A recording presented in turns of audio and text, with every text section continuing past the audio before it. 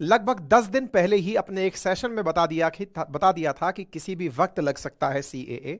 29 फरवरी का सेशन है, इसी प्लेटफॉर्म पर आप जाकर के उसे देख सकते हैं और हमने इसमें डिटेल में एक्सप्लेन भी किया था कि क्या कुछ होने वाला है। लेकिन अगर आपने वो सेशन नहीं देखा है तो आज का सेशन देख लीजिए, क्योंकि अब सुर्खी बन चुकी है कि सीएए नोटिफाई हो चुका है, यानी कि आज से लागू हो चुका है। और ऐसी स्थिति में उसके लागू होते ही वही उस समय के दौर की, जब सीएए पहली बार इंप्लीमेंट होने के लिए आया था 19-20 के दौर में, तो उसके बारे में यादें ताजा होती हैं। 2020 का वो दौर जिसमें कि भारत में बेहद जबरदस्त तरीके से जगह जगह पर प्रोटेस्ट हुए थे, हिंसाएं हुई थी। ऐसी स्थिति में क्या यह माना जाए कि इलेक्शन के 2 दिन पहले, यानी इलेक्शन के लिए जो आने वाले समय में होने वाली आचार संहिता की घोषणा है, उससे 2 दिन पहले ही इस तरह की सूचना आना, क्या भारत में फिर से अशांति का दौर लाएगी या इसके चलते भारत के अंदर इलेक्शंस प्रभावित होंगे?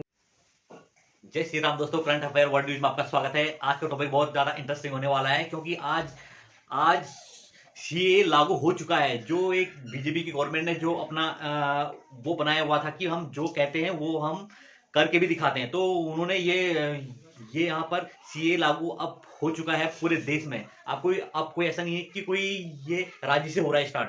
और साथ ही साथ इसमें एक बहुत इसमें ये है जानकारी की, इसमें सिर्फ 6 समुदाय के लोगों को ही भारत में आने की वो मिलेगी, इजाजत मिलेगी। और जो 2014 से जो पहले यहाँ आ चुके हैं और उनको वो मिल जाएगी, अब एक हमारे देश की वो मिल जाएगी, सदस्यता मिल जाएगी। और साथ ही साथ ये वीडियो बहुत ज्यादा इंटरेस्टिंग होने वाला है। देखो कुछ ही दिन पहले 1-2 दिन पहले जो भारत की जो मोदी सरकार है, उन्होंने 10,000 जवान वहां भेजे थे चाइना के बॉर्डर पर, और तोप गोले ओले के साथ। और वो सिर्फ लोगों का ध्यान भटकाना चाह रहे थे कि अगर हम वहां पर सारे लोग उसकी चर्चा करेंगे तो हम यहाँ पर ये बिल को हम लागू कर देंगे। और वाकई में उन्होंने ये बिल आ चुका है। तो वीडियो बहुत ज्यादा इंटरेस्टिंग होने वाली। वीडियो को देखिए, लाइक कीजिए, सब्सक्राइब कीजिए और बेल आइकन को दबाना बिल्कुल ना भूलें।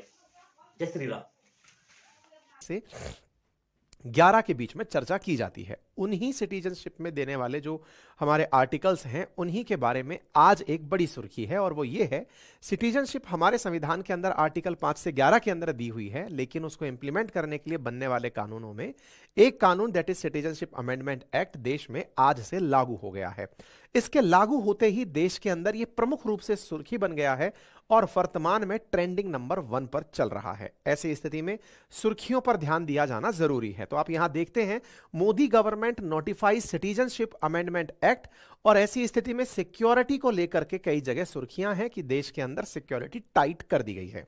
हमारे लिए क्यों जरूरी है जान लेना, तो अपनी पाठशाला के जो तमाम विद्यार्थी हैं उन्हें पता रहे कि जीएस पेपर 2 यानी इंडियन पॉलिटी से बेहतरीन जुड़ा हुआ कनेक्टेड पार्ट है, और संभवतया आने वाले समय में सिटीजनशिप आपके लिए बहुत महत्वपूर्ण टाइटल होगा for the sake of revision point. ठीक है। अच्छा, आज देश में बहुत सारी ऐतिहासिक घटनाएं हुई हैं, चाहे सुप्रीम कोर्ट के द्वारा अपने द्वारा एक फैसला जिसमें कि एसबीआई को कल तक ही रिपोर्ट सबमिट करने की इलेक्टोरल बॉन्ड पर कही गई हो, या फिर अग्नि 5 के बारे में कहा गया हो। अग्नि 5 के बारे में कल हम सुबह सेशन करेंगे, और या फिर सीएए का लागू होना हो। ये सारी बड़ी सुर्खियां हैं, और इसी बीच में जो सुर्खियां हैं, यहीं पर सीएए की सुर्खी भी आ जाती है। अग्नि 5 में भी भारत ने मचा दिया है, कल के सेशन में हम उसके बारे में चर्चा कर लेंगे। ठीक है। तो यहां पर आप देखते हैं, spoke person of ministry of home affairs के द्वारा शाम 6:29 पर ट्वीट किया जाता है और कहा जाता है, ministry of home affairs will be notifying today the rules under the citizenship amendment act CAA 2019. These rules, called the Citizenship Amendment Rules 2014, will enable the person eligible under CAA 2019 to apply the grant of Indian citizenship. यानी भारत में नागरिकता लेने के लिए rules जारी किए जाएंगे। The application will be submitted as a completely online mode for which a web portal has been provided. ये वो वेब पोर्टल का यहाँ पर मतलब यहाँ पर ये जानकारी दी गई, और इस जानकारी को जब पब्लिक किया गया था उससे कुछ ही मिनट पहले भी हमने भी अपने सोशल मीडिया हैंडल एक्स पर यानी ट्विटर पर आप लोगों को यह जानकारी दे दी थी। यानी हम लोग आपके साथ में अपडेटेड तरीके से लागू हैं, और साथ में हमने ये भी बताया जैसे सीसीए लागू हुआ, हमने उस समय भी आपके साथ में सुर्खियां साझा कर दी थी। तो किस प्रकार से यह नोटिफाई किया गया, तो ये रहा नोटिफिकेशन, जिसमें आप अगर टाइम पर ध्यान दें तो आपको ये टाइम दिखाई दे जाएगा, न्यू दिल्ली 11 मार्च 2024, जहां पर लिखा हुआ है government of India, ministry of home affairs, और ऐसी स्थिति में यहां पर इसे लागू करने की बात नोटिफिकेशन में की गई है। लगभग 39 पेज का एक नोटिफिकेशन है, जिसमें एप्लीकेशन भी दी गई है कि किस तरह से व्यक्ति इसके अंदर अप्लाई कर सकता है नागरिकता प्राप्त करने के लिए। फिर मुख्यमंत्रियों के द्वारा, मुख्य नेताओं के द्वारा अपने अपने लेवल पर ट्वीट किए गए। बीजेपी ने इसे इस प्रकार से कहा कि जो कहा था वो किया, क्योंकि बीजेपी ने अपने चुनावी घोषणा पत्र में सीएए की घोषणा की थी। ऐसी स्थिति में सीएए को लागू करके चुनाव की तारीख ऐलान होने से पहले इसे इंप्लीमेंट करके चुनावी घोषणा पत्र की स्थिति मजबूत की जा रही है। यानी एक प्रकार से 2024 का जो चुनावी घोषणा पत्र होगा उसमें अब क्या होगा, इसको लेकर के लोगों के मन में क्यूरोसिटी बनने लगी है कि इनके आर्टिकल 370 का हटाना हो, राम मंदिर का बनाना हो, ये तमाम बातें उसमें थी। तो ऐसी स्थिति में ये सीए भी लागू कर चुके हैं, तो भविष्य का जो मैनिफेस्टो आएगा, चुनावी घोषणा पत्र होगा, उसमें बीजेपी क्या लेकर आएगी। विपक्ष भी इस बात को लेकर के प्रतिक्रिया दे रहा है, वो सेशन के आगे चलकर हम आपको जानकारी दे देंगे। चर्चा करते हैं उस समय की जब ये देख सकते हैं चुनावी मैनिफेस्टो के अंदर 2019 के अंदर सिटीजनशिप अमेंडमेंट एक्ट इन्होंने लिखा था और वो इन्होंने फिलहाल के लिए इंप्लीमेंट कर दिया है। चलिए आगे विषय वस्तु को बताते हैं। तो जो सिटीजनशिप अमेंडमेंट एक्ट फिलहाल आ रहा है, इसके जो मेजर बिंदु हैं वो क्या हैं, वो केवल और केवल अगर एक स्लाइड भी पढ़ ली जाए तो इससे पूरी तरह पर्याप्त समझ में आ जाते हैं। एक लाइन में पॉइंट इतना सा ही है कि भारत के पड़ोसी 3 देश, भारत का पाकिस्तान, अफगानिस्तान और बांग्लादेश, इन देशों के अंदर जो गैर मुस्लिम लोग हैं, जो कि 6 माइनॉरिटी कम्युनिटी से आते हैं, हिंदू, सिख, बौद्ध, जैन, पारसी और ईसाई, इन लोगों में से जो भी लोग जो इन देशों के रहने वाले थे, यदि वो 31 दिसंबर 2014 से पहले भारत में कभी एंट्री कर गए थे और वो भारत में ही रह रहे हैं, क्योंकि उनके साथ वहां पर रिलीजियस परसिक्यूशन चल रहा था, उनके साथ धार्मिक हिंसा चल रही थी, धर्मांतरण के लिए बाधित किया जा रहा था इन 3 देशों में, जहां देश का खुद का धर्म इस्लाम है, इस्लाम के चलते इन लोगों के ऊपर यातनाएं दी जा रही थी, धर्मांतरण की दिक्कतें की जा रही थी, लोगों को मार दिया जा रहा था। अगर वो शरण प्राप्त करते हुए भारत की सीमा में एंट्री कर गए, तो ऐसी स्थिति में यदि वो 31 दिसंबर 2014 से पहले एंट्री करे होंगे तो उन्हें अब भारत का नागरिक कह दिया जाएगा। तो सुनने में ये बड़ा अच्छा प्रतीत भी होता है कि जब भारत नागरिकता देने की बात कर रहा है तो विदेशी मीडिया इसे एंटी मुस्लिम क्यों करार देती है, या भारत में फिर प्रोटेस्ट क्यों होते हैं। जब भारत में पहले भी प्रोटेस्ट हुए तो क्यों हुए थे, जब सरकार के द्वारा यह कहा जाता है कि हम तो नागरिकता देने का प्रावधान कर रहे हैं, तो प्रोटेस्ट क्यों होते हैं। तो प्रोटेस्ट का एक आधार तो यहीं पर आपको देखकर पता चल गया, और वो पॉइंट क्या है कि यहां पर मुसलमानों में जो व्यक्ति आकर के भारत आया है, पाकिस्तान, अफगानिस्तान या फिर बांग्लादेश से, उसे भारत में नागरिकता देने की बात नहीं कही गई है। तो पहला पॉइंट तो देश में रूल ऑफ लॉ के अंतर्गत इक्वालिटी बिफोर लॉ, उसको बाधित होता हुआ पाता है, जिसमें कहा गया है कि भारत सबके साथ समानता की बात करता है। तो ऐसी स्थिति में जो माइग्रेंट पाकिस्तान से, अफगानिस्तान से या बांग्लादेश से मुस्लिम हैं और भारत आ चुके हैं, उनके लिए इसमें प्रावधान क्यों नहीं है। अब आपके दिमाग में सवाल बनना शुरू होगा कि हां, वो माइग्रेंट आ गए हैं तो सरकार का क्या मत है। सरकार का मत है कि वो लोग आए क्यों हैं, वो उनकी देश की अशांति उसका बड़ा कारण है। अब चूंकि वो सभी देश दम भरते हैं कि वो सक्सेसफुल हैं, वो भारत से कंपटीशन करते हैं, तो जाइए अपने देश में जाकर के निवास करिए। तो बड़ा सवाल है, ऐसे कौन लोग हैं जो भारत आ गए। तो बड़ी संख्या में बांग्लादेश और पश्चिम बंगाल और नॉर्थ ईस्ट में बड़ी संख्या में बांग्लादेशी मुसलमान मार्च 1971 के बाद भी भारत आते रहे, जब बांग्लादेश एक कंट्री बन गया था। अराउंड 24 मार्च 1971 के बाद भी आते रहे, जब बांग्लादेश एक कंट्री बन गया था।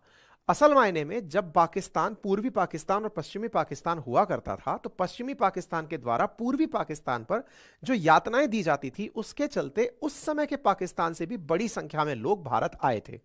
आज भारत के लिए रोहिंग्या और बांग्लादेशी विस्थापित अपने आप में एक बड़ी समस्या है। यही कारण है कि पश्चिम बंगाल और नॉर्थ ईस्ट की पॉलिटिक्स में इन माइग्रेंट्स का मुद्दा बड़ा मुद्दा कंसीडर किया जाता है, क्योंकि बड़ी संख्या में 1971 के बाद भी बांग्लादेशी और रोहिंग्या भारत के विभिन्न कोनों में आते रहे और वो यहां आकर बसते रहे। ऐसी स्थिति में भारत के अंदर जो डेमोग्राफी है और जो इलेक्टोरल पॉलिटिक्स है, जिसके अंदर चुनाव होते हैं और वोट की प्रक्रिया के माध्यम से नेता चुनकर आते हैं, तो यह कहा गया कि जो विस्थापित आकर भारत में बसे, उन्होंने अपने हितों की देखभाल करने वाली राजनीतिक पार्टियों को जिताया, और जो भारत के मूल निवासी हैं और भारत के ही सिटीजनशिप धारक लोग हैं, उनके हितों को संरक्षित करने वाली राजनीतिक पार्टियों को अवसर नहीं मिला। यही कारण है कि पूर्वोत्तर और पश्चिम बंगाल में यह विषय राजनीति का बहुत बड़ा विषय है। आप और हमारे बीच में यह विषय पहुंचते पहुंचते यही लगता है कि इसमें क्या है, मतलब हमारे यहां तो कोई माइग्रेंट क्या ही आया होगा, आप इस तरह से सोचते होंगे, लेकिन उन विषयों में माइग्रेंट्स एक बड़ा मुद्दा है। ठीक है।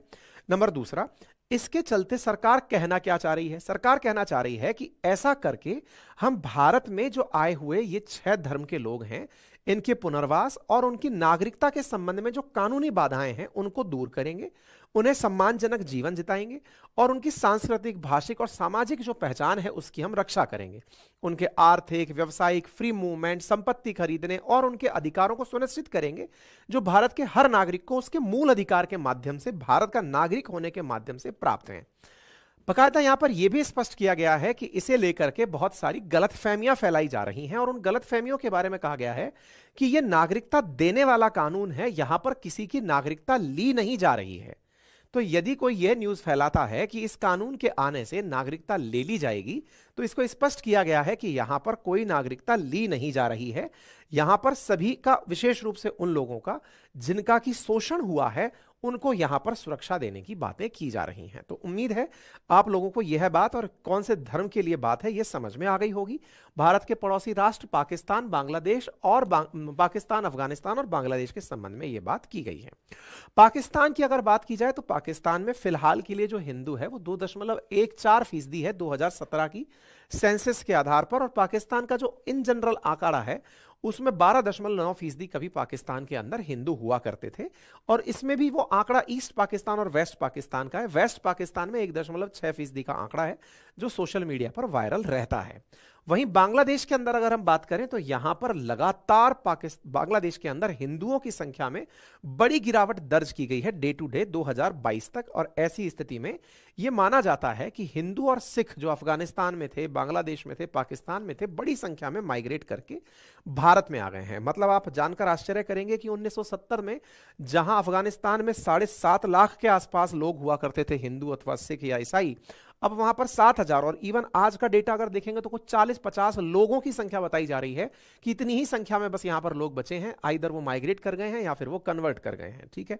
तो ऐसी स्थितियां होने के कारण भारत के संविधान, भारत की संसद में इस विषय के ऊपर पहली बार 2016 के अंदर नागरिकता संशोधन बिल लाया गया था, लेकिन यह राज्यसभा के पास जाकर अटक गया। 2019 में चुनाव आ गया, फिर से मोदी सरकार बनी, दिसंबर 2019 में लोकसभा में दोबारा पेश हुआ, फिर लोकसभा और राज्यसभा दोनों जगह पास हुआ, और 10 जनवरी 2020 को जब राष्ट्रपति ने इसकी परमिशन दी, तो जब बिल लाया जाता है तो वो CAB था, यानी सिटीजनशिप अमेंडमेंट बिल था, जब लोकसभा और राज्यसभा में लाया गया था। जब दोनों जगह से पास हो गया और राष्ट्रपति के पास पहुंचा तो फिर ये एक्ट बनकर आया। 10 जनवरी 2020 को यह एक्ट बन गया, यानी राष्ट्रपति की मंजूरी मिल गई। अब यह एक्ट जो बना तब था 2020 में, वो लागू आज से हुआ है, यानी आज से उसकी प्रभावशीलता शुरू हुई है। इस एक्ट के प्रभाव में जो लोग विस्थापित हैं उन्हें नागरिकता मिलने लग जाएगी। ठीक है। तो कुल मिलाकर के अब आपको यह बात समझ में आ गई है कि ये 6 धर्म के लोग जो 2014 के दिसंबर से पहले भारत आ गए थे उन्हें नागरिकता मिल जाएगी। अब बड़ा सवाल यह है कि जो लोग भारत में आ तो गए थे लेकिन इस धर्म के लोग नहीं हैं, उनका क्या होगा? बस इसी कारण से भारत में प्रोटेस्ट होता है। मतलब सबसे बड़ी जो दिक्कत शुरू होती है देश के अंदर प्रोटेस्ट की, जो आप देखते हैं देश भर के विभिन्न कोनों में, वहां मुद्दा उठाया यह जाता है कि ठीक है आपने इनको नागरिकता दी, लेकिन इनके बारे में प्लानिंग क्या है? अब इनके बारे में प्लानिंग क्या है, तो यहां से आगे फिर एक और मसला शुरू होता है, और वो क्या है? सरकार तो यह साफ कहती है कि हम नागरिकता देने के लिए कानून लेकर आए हैं, लेकिन चिंता उन माइग्रेंट्स में आ जाती है जो भारत में देश की आजादी के बाद से और अब तक एंट्री कर चुके हैं, और वो मुस्लिम हैं। और जो देश में एंट्री कर चुके हैं उनके बारे में यहां पर चूंकि कोई प्रावधान तो नहीं है, लेकिन उन्होंने देश में अपना बड़ा व्यापार, बड़ी पहचान, बड़े घर, सब कुछ बना लिए। और आप चाहे कुछ भी हो, पड़ोसी आपके बारे में जानता है कि ये विस्थापित है, क्योंकि कभी ना कभी तो आपके घर परिवार वालों ने जानकारी दी होगी।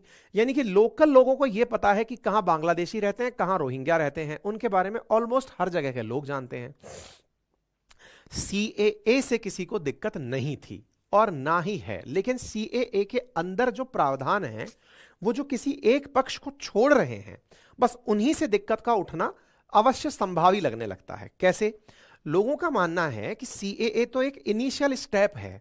जब देश की सरकार यह कहने लगेगी कि हमने सभी को नागरिकता दे दी, अब हमारे देश में जो रहने वाले लोग हैं उनके पास नागरिकता मिल गई, अब जो देश के अंदर रहने वाले हैं लेकिन हमारे किसी भी कानून के दायरे में आकर उन्हें नागरिकता नहीं मिली है, तो उनका पंजीकरण शुरू किया जाए।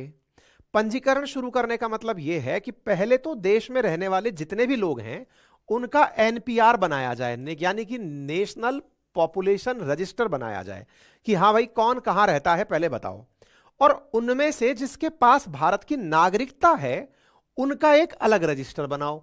यानी कि एक प्रकार से यह कहिए कि भारत में रहने वाले जितने भी भारतीय लोग जिनके पास नागरिकता है उनके साथ तो कोई दिक्कत है ही नहीं, चाहे वो हिंदू रह रहा हो चाहे मुसलमान रह रहा हो, जो देश की आजादी के साथ ही भारत के साथ थे उन्हें तो कहीं कोई दिक्कत नहीं है।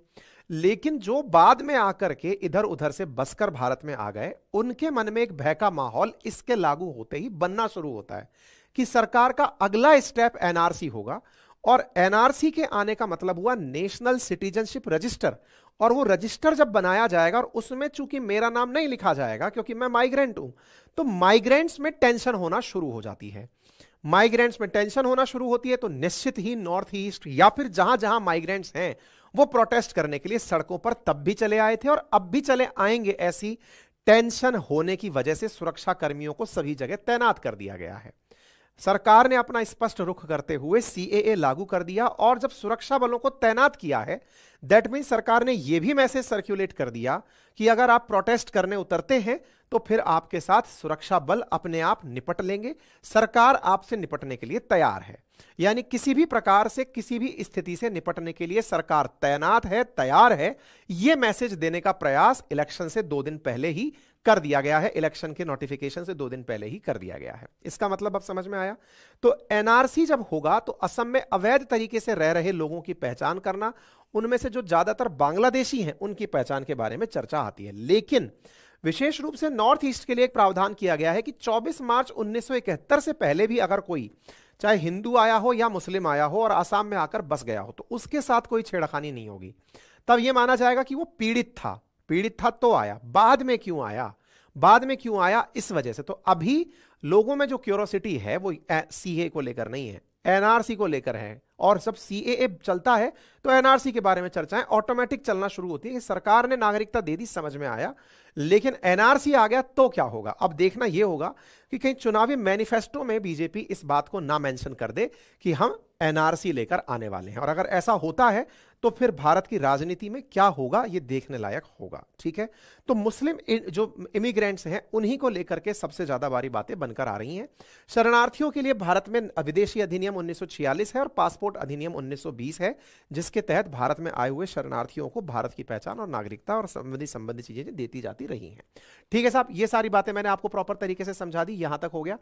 अब सरकार के अंदर क्या चीजें आ रही हैं और सिक्योरिटी को लेकर क्या आ रही है, तो देखिए 2020 में जब यह कानून आया था तो एंटी सीएए प्रोटेस्ट देश में शुरू हुए थे, दिल्ली के अंदर काफी ज्यादा मतलब प्रोटेस्ट दिल्ली के अंदर हुए थे। ऐसी स्थिति में आप 11 मार्च की कटिंग देख रहे हैं, दिल्ली के अंदर इस बात को ध्यान में रखते हुए कि प्रोटेस्ट हुए थे तो दिल्ली पुलिस को तैनात कर दिया गया है कि अब प्रोटेस्ट भी करते हो तो दिल्ली पुलिस तैनात है। उत्तर प्रदेश पुलिस भी अपने द्वारा जगह जगह पर इसके नोटिफाई होते ही अपनी तरफ से मूवमेंट कर दी है। नॉर्थ ईस्ट के अंदर भी पुलिस ने पूरी तरह से सख्ती बरतते हुए अपनी एक्टिविटी शुरू कर दी है कि कहीं पर कोई भी प्रोटेस्ट होगा पुलिस ने फ्लैग मार्च शुरू कर दिया है। ऐसी स्थिति से निपटने के लिए तत्काल प्रभाव से कार्रवाई की जाएगी।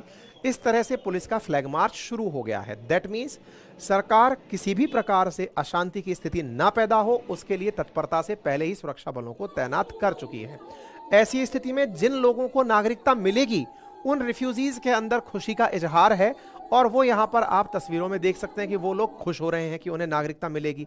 तो नागरिकता जिन्हें मिलेगी उनमें खुशी है, और जिनके साथ में मतलब यहां पर आप देख सकते हैं कि इस बात का स्वागत करते हुए लोग आपको दिख रहे हैं कि भाई देश के अंदर जो हिंदू बंगाली रिफ्यूजी आए हुए हैं उन्हें अब नागरिकता मिल जाएगी। उन्होंने अपने स्तर पर इसके बारे में खुशी का इजहार किया है। अन्य पार्टियों में से अपोजिशन के द्वारा कहा गया है कि चुनाव है इसलिए इस तरह का सरकार प्रोपेगेंडा कर रही है। ओवैसी जी ने कहा है कि सरकार को पता है कि चुनाव है इसलिए चल रहा है। अखिलेश यादव जी ने भी यही कहा है कि नागरिकता कानून लाने का क्या मतलब है, लोगों के जो मेजर मुद्दे हैं रोजी रोटी के, उनके बारे में कौन चर्चा करेगा। अरविंद केजरीवाल जी हो, कुल मिलाकर के सब लोग अपने अपने मुद्दे अपने ट्वीट्स में लिख रहे हैं कि रोजगार की कौन बात करेगा, है ना, मतलब घर बनाने की कौन बात करेगा, पानी कौन लाएगा, बिजली कौन लाएगा, और सरकार अपने मुद्दे लेकर चल रही है। तो बीजेपी के द्वारा कहा जा रहा है कि ये मोस्ट वांटेड थिंग था इसलिए हम लेकर आए। तो मुसलमानों की तरफ से प्रतिक्रिया all India Muslim personal law board की आई है, जिसमें उन्होंने कहा है कि we have come to know that this notification has been issued and my appeal to all my community members is that we all should maintain peace and our legal committee will study the full notification and then any statement can be given. और हमारी जो community है और जो हमारी committee है वो पूरी तरह से पहले इसका अध्ययन करेगी। अध्ययन करने के बाद ही हम कोई प्रतिक्रिया देंगे, पहले हम कोई प्रतिक्रिया देने के लिए समाज के लोगों से मना करते हैं। ऐसा all India Muslim personal law board के द्वारा जनता से गुजारिश की गई है। दुनिया में भी इसकी प्रतिक्रियाएं आना शुरू हो चुकी हैं। अल जजीरा ने फिर से एक बार इसी प्रकार की हेडिंग को छाप दिया है, India implement anti Muslim 2019 citizenship law weeks before elections, यानी चुनावों से बहुत पहले ही भारत में एंटी मुस्लिम 2019 का सिटीजनशिप लॉ लागू कर दिया गया है।